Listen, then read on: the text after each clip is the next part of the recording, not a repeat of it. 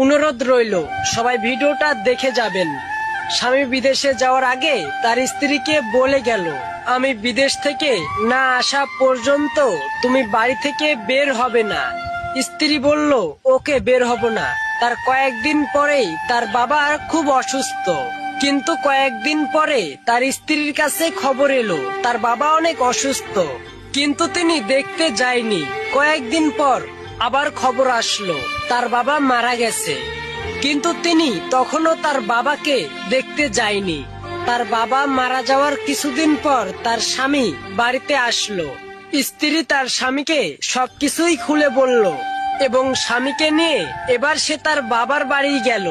হঠাৎ এক রাতে স্ত্রী স্বপ্ন দেখেন তার বাবা এসে বলছে, মা, তোমার জন্য আজ আমি বেহেশতের ঠাঁই পেয়েছি।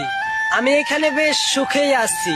তুমি যদি তোমার স্বামীর নির্দেশ অমান্য করে আমাকে দেখতে আসতে, তাহলে আমিও সেই পাপের অংশীদারি হতাম। ইসলামে এখনো বিধান আছে যে স্বামীর অনুমতি ছাড়া পুরুষ ফকিরকে ভিক্ষা দিতে পারবে না।